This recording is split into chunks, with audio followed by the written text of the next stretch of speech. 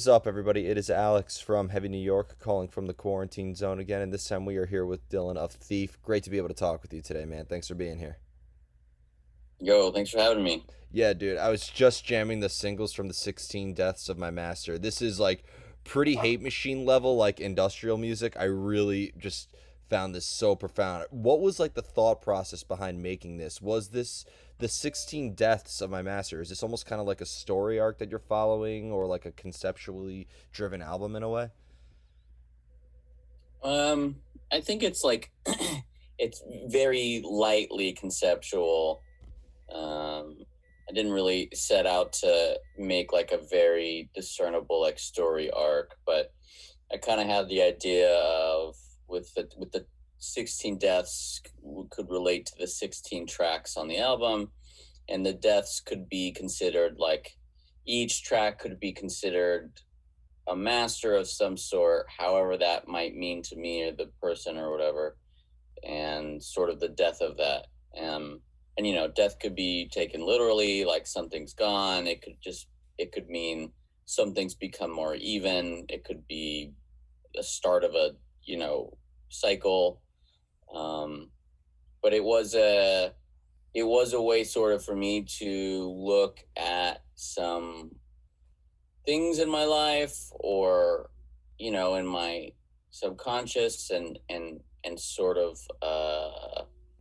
reevaluate or revisit my relationship towards them. Hmm. And do you feel like maybe the first three tracks that you released like serve as a good representation of the entirety of the 16 tracks, or does each track sort of like play by its own rules? Boy, it probably plays by its own rules. I feel like the album has a pretty good continuity in sound or style, but it also might not at all to other people. Like it makes sense in here because it is like a pretty wide ranging album from like industrial to like IDM stuff to like really trip hop. Like um, so I'm not sure. I there probably aren't. I think it's like it kind of touches upon um, what is to be expected throughout the album. There's a heaviness, there's a softness, there's there's also like a discernible catchiness.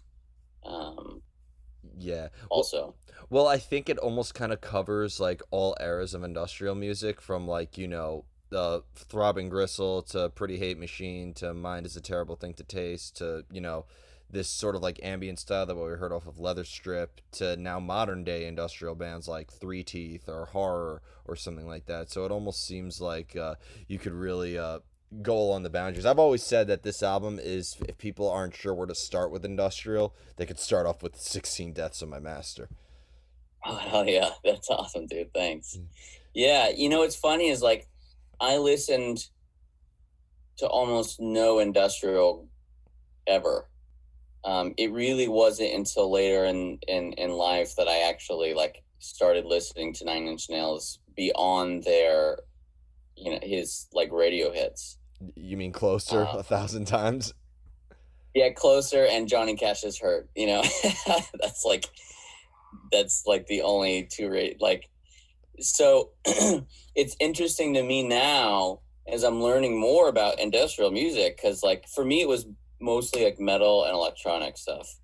So it's interesting now checking out and getting to know all these older industrial bands. And I'm just like, oh shit, we're on the same kick or something somewhere around here. Yeah, I found, and also industrial is like one of those genres that like kind of go all along the spectrums because they're strict industrial, but you've seen like the hybrid of it with bands like such as Rammstein or Fear Factory or Static X that like combine the metal aspects of industrial. So like I feel like there's just so much you could do with it, especially with the electronic music. People want to say that like oh, electronics, it's not real music. I'm like, there's so much you could fucking do with it. Who cares? Yeah. Yeah, and I also think industrial sort of nature's product of when you get more aggressive with electronic music, it that the spirit of that industrial sound just sort of naturally occurs. Yeah. Um, yeah. And being that you also play with the black metal band Botanist as well, right? Yeah, although I mean I have been playing with them for a while now, but I am sort of like a silent member at the moment. Okay. Um, Well, yeah, I might there very may well be a time soon enough where I'm touring with them again. Uh, but right now I'm just sort of you know sometimes I'll write with Otribor, the man behind Botanist, and um, I might do some mixing for him and stuff. I've noticed that there's been a real cross between people who like to play black metal and people who like to play industrial music as well. A good example would be Travis, who plays with Black Anvil, but also has his industrial Contra Cult Collective project that's absolutely amazing. And like, I've noticed that there is sort of like a bridge between the two. For you, is there maybe a similar essence of creativity or a similar creative mind frame with Botanist and Thief, or are you expressing two completely separate sides of yourself, being that Botanist is sort of like maybe the vision of another member in a way? I mean, Botanist is definitely Otribor's creation and visual baby and life's work. But I will say, I feel that Botanist and Thief have a relationship, just sort of in their like iconoclastism, like um, uh, like standing on their own or uniqueness and genre wise. Um, because as much as you can, the word black metal is helpful to define botanists, but I think it's not truly black metal. And if it's helpful to define Thief as electronic or industrial or trip hop, but it's not truly those ever. Um, and I think that shit, there was another part of your question I was just about to circle back to. Oh, like could one project influence the other? Oh, I don't know. I think I do have an influential creative relationship with botanists, but it's more like me and it's more like Otribor and I sort of. It's just, we're both so much the same, and being like solitary members of a band of like in a writing process that maybe it's encouraging to have a friend like that along the way. But I'm not sure musically if there's much like cross pollination going on. But there's a lot of cross respect and mutual um, uh, similarities, as different as it might be Hmm. sonically. And being that with Thief, you've also released Map of Lost Keys in 2019. Like, do you consider? Because I when I listen to this album, really one way to define Map of Lost Keys or 16 Deaths, it almost seems like the music itself is just very experimental in a way. So like, Mm-hmm. do you take a new approach to like? Do you intentionally take a new approach? Do you ever have like a preconceived idea of how you write an album or write a song, or is there a lot of just experimentation and a lot of trial and error? It's a lot of experimentation. As much as I wish I was like I could plan that far out and have that much of like a formed idea, it's a lot of experimentation. Um, Oftentimes, like a lot of the stuff on 16 Deaths was written immediately after or at the end of Map of Lost Keys, and I was like just experimenting and trying all this different stuff, and I was like, okay, I have this I need to work on later. It's too different, and I find that um, what I normally do is I will just do like you know 30 sketches of of songs, just trying out different like ideas or production things, or I'm trying out new gear, or maybe I had a riff in my mind, and then I'll just sort of like keep sketching, then I might define the lines a little more, and then I'll have like skeletons of a bunch of songs. um, and then from there I start to get a feel of where the album could be, and like, those 30 or 40 or whatever sketches, some might be a minute, some might be 5 minutes, and almost a fully formed song. And from there I'm like, oh, okay, here's the feeling of the album that is going to happen. And then I'll pick, maybe 20 songs, and then I'll start finishing those up, and then I'll be like, okay, so let me take these 18, and then 17, and then there was 16 for this album. um, and then from there, the feeling of those that are left, I sort of let that guide me into like of how the album's going to sound. So it really is just like it feels much more passenger seat than like I'm completely making every decision like cerebrally. Can you because again, I still think that the 16 Deaths album is once again great, and it's really hard to put down. Like, do you see yourself sticking with this direction for maybe future Thief albums, or do you want to even like go more outside the box in the future? Dude, I don't know. uh, You should really shock your fans and like create like a butt rock album, just like really I know, I know, I've actually got like probably 2 albums worth of tracks right now of like pure ambient, like spooky dark ambient stuff, and like really soft electronic songs, not poppy, they're like devastatingly sad. And I'm like, I want to release these, but I don't know how it fits, if it's even Thief.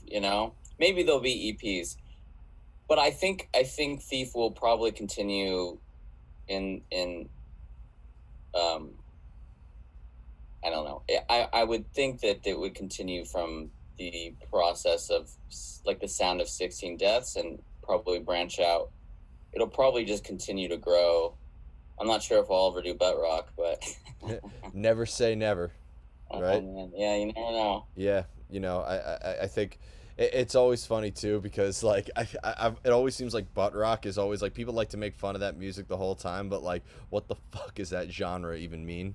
Because there's so Yeah, many I know. bands that get Yeah. labeled that, and I'll just say a lot of those bands are really freaking good. So they say it negatively, but I think if somebody were to label my band butt rock, I would almost be honored. That's rad. Yeah, that's gonna be an insult that later becomes one of the greatest compliments ever. Yeah. Yeah, absolutely. Yep. Now, like, do you find it being that Thief is like pretty much a solo project? Does outside input though ever help maybe your songwriting ability? Like, do you take outside inspiration either from other fellow musicians or even just, maybe have some elements of research that goes involved into the making of the music? Yeah, definitely. Mine, Chris Hackman, the live bassist of Thief, who's also my neighbor. He lives like 50 feet away from me. He's sort of a creative confidant. I often show him new things and run things by him, and both creatively and like production or mix wise. Like, hey, what do you hear? What could be fixed? Or like, what do you think of this? Track. Does this rule, or am I like, have I been alone for too long? you know. And then let's see. That's pretty much it. I'll often send stuff to Robert the drummer, um, but usually it's a little more fully formed there, and I just want to show it to him and see if he likes it or not. Like outside of that, I don't really. I'm very careful of who I show music to, new music to that I'm making. One, it's because I want to make sure I deeply respect their opinion, and that they will listen to what I'm doing. But also, two, I find that when I show people a song that I'm working on, it can drain me of the excitement of working on it. Because sometimes the fuel of like finishing a song is how much I want to show it to like people or release it.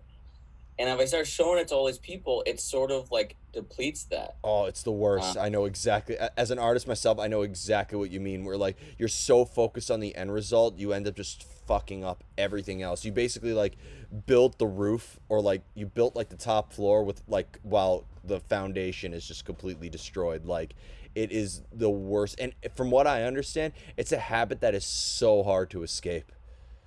yeah, absolutely. Because it feels good in the moment when you're showing it, or something like that. Like maybe there's some like dopamine hit. Yeah. Yeah, and I would do that a long time ago, and I would just feel like kind of shitty afterwards, like why did I show? Like I don't really now. What do I do with it? Or like it always sucks when you show it to someone and they don't really listen, um, or they have something really, or they have something really stupid to say, Yeah. like, And I it don't know. seems like this habit like gets worse as you make more art in the future as well. Hmm. Yeah, So it's definitely something for me that took a focused effort to not do, you know? Like I feel very comfortable showing stuff to Chris because when I'm showing it to him, we're looking at it analytically and I'm not looking to, or it just it feels a bit different than just like any other friend or yeah. yeah. And the final question is, and the most difficult one, because our last part of this interview was led it perfectly into this. How do you know when you are done with a song? Mm,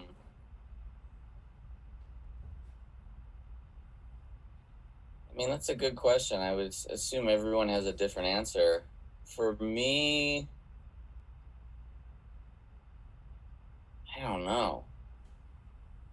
It I revise. I write pretty quickly and I revise a lot.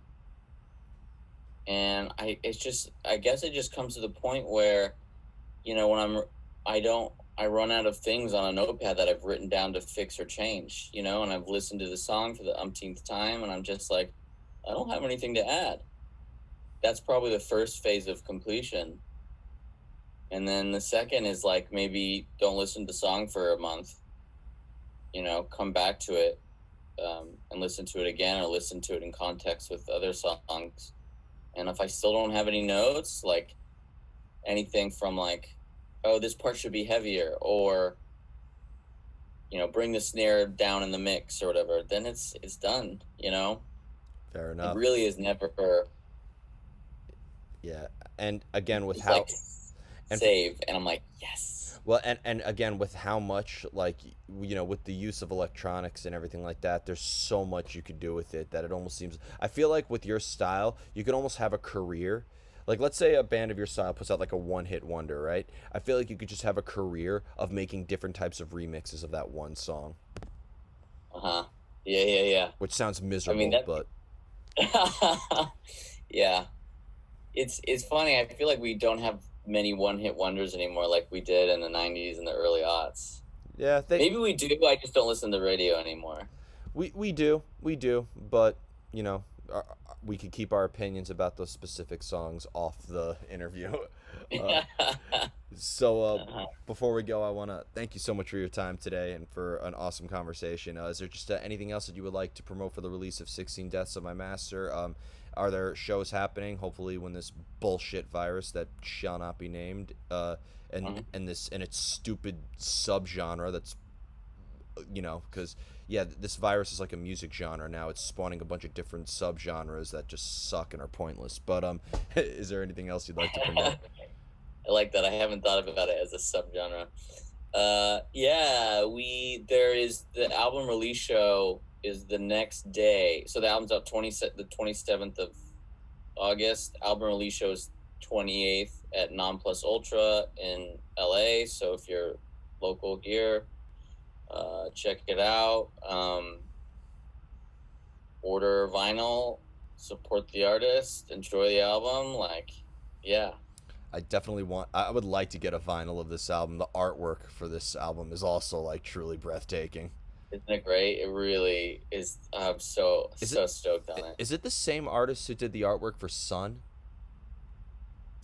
No, this guy is, um, uh, he's Joseba Escubi. He's a Spanish artist, and he does like a lot of abstract painting. Yeah. And the actual artwork is a 16th or maybe 17th century Dutch painting Oh wow. that he got a poster of, and that he repainted and like, you know, sort of like glorified all. The original painting is like a bunch of people with instruments, just looking dorky, and he just sort of like made it gore, Yeah. and surreal. 17th century, you said, because it's probably a romanticism painting. Yeah, I think that's what it is. And I can't remember the original Dutch painter. But I didn't know that when I bought the artwork off him to use on the album. I was like, "Hey, how did you make this?" And he was like, "Oh, I bought this poster from an art exhibit, and I just painted it and decimated it." I was like, which is kind of what Thief does with all the sample work, is taking these old um, you know, sacred choral, whatever chant music, and manipulating it and cutting it up. And yeah, Yeah. Well, all artists are thieves. See what I did yeah, there? that's right. See That's what I did exactly there? right. Yep. But Yeah. thank you so much, everybody. Dylan of Thief. Be sure to check out the 16 Deaths of My Master coming out August 27th. This is Alex from Heavy New York, and we will see you next time. Thanks, Alex.